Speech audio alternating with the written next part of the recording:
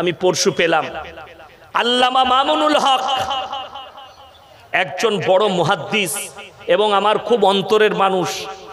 তিনি মুক্তি পেয়েছেন, আল্লাহ তিনাকে জেল থেকে মুক্তি করেছেন, বলুন আমিন।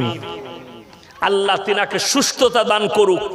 বড় কষ্ট লাগে শুনেলেন। আমি জানি খালি উনাকে জেলে রাখা হয়েছিল এটার কারণে।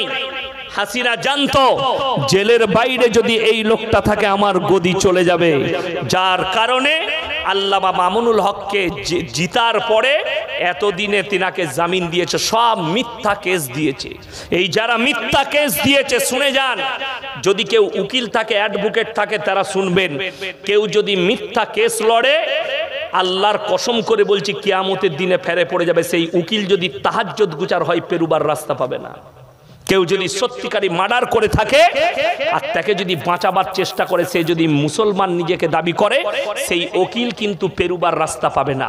কেউ যদি ধর্ষণ করে আর পয়সার জন্য কোনো উকিল যদি ধর্ষণকারীকে বাঁচায়, জেনে রেখে দিবেন পেরুবার রাস্তা পাবে না। কেউ যদি মিথ্যা মামলা করে কোনো মাজলুমকে সাতায়, আমাদের মতো আলেমকে আল্লামা মামুনুল হকের মতো আলেমের নামে জিনা করার তহমত লাগিয়েছে, ধর্ষণের তহমত লাগিয়েছে, অথচ ওগুলো সব মিথ্যা। আল্লাহ হককে জিন্দা করেছেন, মিথ্যা মিটে গেছে, বাতিলকে মিটিয়ে হককে জিন্দা করে আল্লামা মামুনুল হককে আল্লাহ ছাড় দিয়েছেন, জেল থেকে বার করেছেন। আমার দোয়া বাংলাদেশের উলামাদের জন্য যারা জেলের কুঠরিতে আছে, আল্লাহ তাদেরকে মুক্ত করুক, আল্লাহ তাদেরকে ভালো রাখুক। এরকম বহু আলেমদের জন্য আমার প্রাণ ভরা দোয়া। আমার মুসলমান ভাই, আমি চিন্তা করতে পাই না যে এই ধরনের আলেমদের দ্বারা জিনার প্রমোট হচ্ছে। আসিফ আবরার বলছে গার্লফ্রেন্ড জায়েজ আছে, আর কোরআন বলছে ওয়ালা তাকরাবুজ জিনা ইন্নাহু কানা ফাহিশা ওয়া সা সাবিলা। ব্যভিচার করা তো দূরের কথা, ব্যভিচার করা তো দূরের কথা, যে রাস্তায় ব্যভিচার হয় সে রাস্তার ধারে পাশে তোমরা যাতায়াত করো না। যদি বুঝতে পারেন এই রাস্তায় পতিতালয় আছে, আপনি রাস্তা চেঞ্জ করুন, অন্য রাস্তায় যান। যদি বুঝতে পারেন এই রাস্তায় পার্ক আছে, সেখানে নোংরামি হয়, আপনি রাস্তা চেঞ্জ করুন, অন্য রাস্তায় যান। কোরআন এটা আপনাকে আদেশ দেয়, অথচ এরা প্রমোট করছে। হে আমার যুবক, যদি বলেন আমি কিভাবে বিয়ে করব সুন্নত তরিকায়, তোমার যদি মনে হয় তুমি বিয়ের প্রস্তাব পাঠাতে পারবে, একটা মেয়েকে পছন্দ হলো, আপনি তার বাড়িতে প্রস্তাব পাঠালেন যে আপনার মেয়েকে অমুকের ছেলের পছন্দ, যদি আপনি বিয়ে দেন, যদি আপনি বিয়ে দেন, আলহামদুলিল্লাহ, তকদিরে থাকলে হবে, না হলে হবে না, কোনো অসুবিধা নেই। আল্লাহর হাবিব সাল্লাল্লাহু আলাইহি সাল্লামের মেয়ে ফাতেমাতুজ জাহরা রাদিয়াল্লাহু তাআলা আনহা, তিনার বিয়ে হযরত আলীর সঙ্গে হবার আগে জানেন কে প্রস্তাব পাঠিয়েছিলেন? তিনি হচ্ছেন হযরত উসমানে গনি রাদিয়াল্লাহু তাআলা আনহু। ইয়া রাসূলুল্লাহ, আমি আপনার মেয়েকে বিবাহ করতে চাই। রসুল আকরাম সাল্লাল্লাহু আলাইহি সাল্লাম বললেন, হে উসমানে গনি, তুমি ফাতেমার থেকে সুন্দর বিবি পাবে, ফাতেমা তোমার থেকে ভালো স্বামী পাবে। এটা ছিল নবীজির উত্তর। এত সুন্দর উত্তর নবীজি দিলেন, কোনো ঝামেলা নাই, ঝঞ্ঝট নেই। আর আপনি মনে করছেন শরীয়তে প্রেমটা জায়েজ? কোনো মতে জায়েজ নেই। আমি গাড়িতে আসছিলাম আর আমার এলাকা থেকে খবর এলো অমুকজন অমুকে একটা মেয়ে নিয়ে পালিয়েছে। এই তো চলছে এখন। মুসলমান জানেন হারাম কাজে কিভাবে লিপ্ত হয়েছে? সব থেকে বড় পাপ মুসলিম সমাজে যেটা এসে দাঁড়িয়েছে সেটার নাম হচ্ছে পরকিয়া। লোকের বউকে নিয়ে পালিয়ে গিয়ে ঘর করা। মেদিনীপুরের লোক বর্ধমানে ঘর ভাড়া নিয়ে আছে লোকের বউকে নিয়ে পালিয়ে। বর্ধমানের লোক লোকের বউকে নিয়ে পালিয়েছে, নাড়াদৌলে ঘর ভাড়া নিয়ে আছে। আর আপনি মনে করছেন এর থেকে ভালো লোক কেউ নেই। খোঁজ নিলেন না বউটা তার না লোকের, অথচ শরীয়ত জানে না। যারা মা আছেন, যারা ভাই আছেন, শুনে যান। যারা পরকীয়ায় জড়িত আছেন, যারা লোকের বউয়ের সঙ্গে রাতের বেলায় কথা বলেন, পরকীয়ায় জড়িত আছেন, তারা শুনে যান। আগে স্বামী তালাক না দেওয়া পর্যন্ত, ইদ্যত পালন না করা পর্যন্ত, পৃথিবীর নয় গোটা দুনিয়ার কাবা ঘরের ইমাম এসে বিয়ে পড়ালেও আল্লাহর কসম নিকাহ হবে না, হারাম। লিখে নিয়ে যান, চ্যালেঞ্জ দিয়ে গেলাম। নিকাহ হবে না যতদিন ঘর করবে, জিনা করা হবে, যতগুলো বাচ্চা পয়দা হবে হারাম আওলাদ হবে। তার আগের স্বামী তালাক দিবে, ইদ্যত পালন করবে, ইদ্যত হয়ে গেল, আপনি স্ত্রী রূপে গ্রহণ করুন, তার মধ্যে খায়ের বরকত আছে, কোনো অসুবিধা নাই। হালাল রূপে গ্রহণ করুন, জোরে বলুন সুবহানাল্লাহ, অসুবিধা নেই। কিন্তু লোকের বউকে নিয়ে পালিয়ে গিয়ে বিপদ শুনেলেন। উলামাদের সংস্পর্শে না থাকলে বিপদ কি ঘটে। হুগলি ডিস্ট্রিক্টের ঘটনা, একটা মেয়ে গ্রামে ভিক্ষা করতে এসছে, আসে না ভিক্ষা করতে অনেক মেয়ে আসে, তো তার সঙ্গে একটা বাচ্চা ছেলে আছে।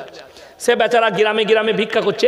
সেই গ্রামের একজন বড় লোক, তার একটা ছেলের বউ মারা গেছে, স্ত্রী মারা গেছে অল্প বয়সে। তো সে রাস্তায় বসে আছে, মেয়েটা যাচ্ছে, বলে শোনো তুমি ভিক্ষা করছো, তোমার স্বামী আছে? মেয়েটা বলছে না গো, আমার কেউ নেই। লোকের দয়া হলো, বলে শোনো আমার একটা ছেলে স্ত্রী মারা গেছে, তুমি বিয়ে করবে? আপনি যদি বলেন করব, দেখলে মেয়ে রাজি আছে, কেউ নেই, খোঁজ খবর লাইনি। মূর্খ জগতে বাস করলে যা হয়, বাস ইমাম সাহেবকে ডেকেছে, পেশার ইমাম কি জানবে, ইমামকে পেশার দিয়েছে বিয়ে পড়িয়ে দাও, ইমাম সাহেব বিয়ে পড়িয়ে দিয়েছে, বিয়ে হয়ে গেল, ঘর করছে। এক সপ্তাহ পরে এ মেয়ে রাস্তায় ঝাঁট দিতে নাকি কাজ করতে বেরিয়েছে, আর তার আগের স্বামী সাইকেল নিয়ে আসছে। সে বুঝে তোকে আমি এক সপ্তাহ ধরে খুঁজি, কোথায় ছিলি? পাড়ার লোক অবাক, আর কেউ না, বিয়ে করে যাবো, তোমার বউ কি করে হলো? লোক জড়ো হয়ে গেল, গোটা গ্রাম হাজির। সব শালাকে ছেড়ে দিয়ে ইমাম শালাকে ধর, দোষকার বলে ইমামের বিয়ে পড়াইছে। কত বড় কষ্টের বিষয়, ইমামকে বলেছে বিয়ে পড়াও, ইমাম সাহেবকে দাওয়াত দিয়ে দিয়েছে, দোষ হলো কার? ইমামের। আমাকে ফোন করলো, প্রথম প্রস্তাব কে দিয়েছে? ছেলের বাপ। আমি বললাম তুমি সবসময় একটা কথা মাথায় রাখবে, কেউ যদি ভিখারি আসে তার একটা স্থান থাকবে না? থাকবে না। যদি বলে আমার কেউ নাই, কিচ্ছু নাই, তাইলে তুমি কেশপুর কোথায় থাকো? বলে কেশপুর বাজারে থাকি। কোথায় থাকো? কোন দোকানের সামনে শো? সেই দোকানেও তো চিনবে যে আমার দোকানের সামনে একটা ভিখারি বসে থাকে, ঠিক কিনা কথা বলেন? তো তাকে গিয়ে জিজ্ঞেস করলেই পাবো যে এইখানে এই ভিখারিটা থাকে নাকি, চলো তুমি আমার সাথে। বিয়ে পড়িয়ে দিয়েছে। এখন আমাকে জিজ্ঞেস করলে হুজুর কি হবে? মানে বিয়েটাই হয়নি। কি হয়েছে? বিয়েটাই হয়নি। যেহেতু তার স্বামী আছে, হারাম। বড় কষ্ট লাগে শুনেলেন। শরীয়তটাকে বাপের জায়গির মনে করবেন না। মন চাই জিন্দগির নাম ইসলাম নয়, রব চাই জিন্দগির নাম ইসলাম, এটা মাথায় রাখবেন। আপনি যদি মনে করেন শরীয়ত আমার মতন, আমি নিজের মতো করে নেব, আমাদের সমাজটা আজকে বিপদগামী কেন জানেন? সমাজটা চলতে শুরু করেছে হাদিসুন নিসায়। হাদিসুন নিসা মানে বুঝেন? মৌলবীরা বুঝে গেছে, আলেমরা বুঝে গেছে, কি মেয়েদের হাদিস। এখন তো সব থেকে বড় বড় মুফতি সব ঘরেতে আছে একটা করে, বইয়ের থেকে বড় মুফতি কেউ নাই। মুর্শিদাবাদের একটা ছেলে আমাকে ফোন করে বলছে, হুজুর আমি বিয়ের দিন ঠিক করতে এসেছি, এই আমাবস্যার রাতে কি বিয়ে দেওয়া যাবে, বিয়ে করা যাবে? আমি মোটেই করবি না, কালো ছেলে হবে। কি বলবো দেখ, আমি কোরআনে হাদিসে কোথাও নাই। আমি বললাম যে কোনো রাতে করতে পারিস, পূর্ণিমার রাতে হোক, জোসনার রাতে হোক। ও বুঝে আমাবস্যার রাতে বিয়ে করা যাবে না, ফতোয়া কার? খালার না হলে ফুপুর। ওর থেকে তো বড় মুক্তি কেউ নাই সমাজে। আমি আমার গ্রামে বিয়ের দিন ঠিক করতে গেছি, আমাকে ডাকলে হুজুর আসবেন, আমি মাদ্রাসা ক্লাস চলছে, আসরের পরে যাব। গেলাম তো প্রথমেই চা পানির ব্যবস্থা হবে, তারপরে দিন ঠিক হবে। আমি ডায়েরিটা নিয়ে গেছি, জলসা আমার দূর সম্পর্কে আত্মীয় হয়। চা দিয়েছে, চা বিস্কুট চানাচুর সব আছে, কিন্তু ডিম সিদ্ধ দেয়নি। আমাদের দেখবেন মেহমানকে আমরা ডিম সিদ্ধ দিই না, বাঙালিরা চায়ের সাথে ডিম সিদ্ধ দেয়, ডিম সিদ্ধ নাই। আমার মনে মনে চিন্তা হলো, আল্লাহ কিনতে ভুলে গেছে না পয়সা নাই, দুটো জিনিস। যাই হোক আমি ওই চা ফা খেয়ে নিলাম। আমি এরপর বললাম, ভাই আচ্ছা কবে করবে? বলে হুজুর আপনার টাইম মতো। আমরা দেখো বার করছি, তাহলে ডায়েরিটা বার করলাম, আমার টাইম মতো করবে, কত ভালোবাসে আমাকে দিয়ে। আমি বললাম ফাল্গুন মাসের প্রথম সপ্তাহে শনিবার বিয়ে করো, রবিবার অলিমা, আর সোমবার তোমরা মেয়ে জামাই নিয়ে আসবে। হয়ে গেল। ছেলের বাপ বললে হুজুর বাইরে থেকে আসি। সে গিয়ে তো এখন বড় মুফতি সাহেবকে ফোন লাগাইছে, বউ হুজুর বলছে শনিবার বিয়ে, আর ওই দিক থেকে মুফতি সাহেব ফতোয়া দিচ্ছে না শনিবার শনি লেগে যাবে। আমি শনিবার তোর বাম মূল্যে কি করবি? ওকে তো রেখে দিতে হবে, না তোর বাপের কবর শনি লাগবে। আমার কথা মানলো না।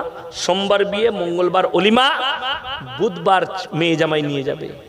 3 মাস পরে বিয়েটা ভেঙে গেল। আমি আল্লাহর কাছে দোয়া করেছিলাম, আল্লাহ এই বিয়ে যেন ভেঙে যায়। বিশ্বাস করুন, আল্লাহর কসম করে বলছি, আমি দোয়া করেছিলাম যে আল্লাহ এদের যেন বিশ্বাস এটা আসে, এই শিরকে আকীদা যেন যায় যে প্রত্যেকটা দিনের মালিক হচ্ছেন আল্লাহ, আল্লাহর কাছে সব দিনটাই ভালো। জোরে বলুন সুবহানাল্লাহ।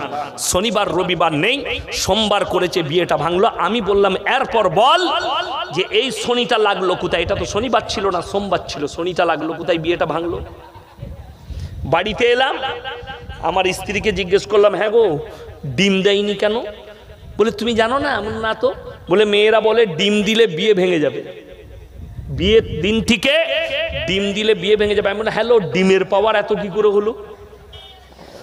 আচ্ছা আপনারা বলুন, ডিম খেলে হজম হয় না হয় না? ডিমের মালিক কে? সকলে জোরে বলুন, আল্লাহ। ডিমের মালিক যদি আল্লাহ হয়, মুরগির মালিক যদি আল্লাহ হয়, তাহলে ডিম কি করে বিয়েটা ভাঙাবে? এইগুলো হচ্ছে শিরকে আকীদা, আল্লাহ ছাড়া তার বস্তুর উপরে বিশ্বাস, এটা হচ্ছে শিরকে আকীদা। শুধু তাই নয়, অনেক মেয়েদের আকীদা আছে, বিয়ের দিন ঠিক হলে, দেখা দেখি হলে জেলেবি দিতে নাই, বিয়েতে প্যাঁচ লেগে যাবে। যদি জেলেবি দিলে বিয়েতে প্যাঁচ লাগে, যে লোক জিলেবি তৈরি করছে তার বেটা বিটির তো জীবনে বিয়ে হবে না, সে তো প্যাঁচ মেরেই গেছে। কথাটা বুঝতে পারেননি? এ হচ্ছে শিরকে আকীদা। আল্লাহর কসম, সবের মালিক হচ্ছেন, সকলে বলুন কে? আল্লাহ। আজকে কষ্ট ওইটাই লাগে। আমি হুগলি ডিস্ট্রিক্টে এক জায়গায় জলসা করতে গেলাম, এরকম স্টেজ, এরকম প্যান্ডেল,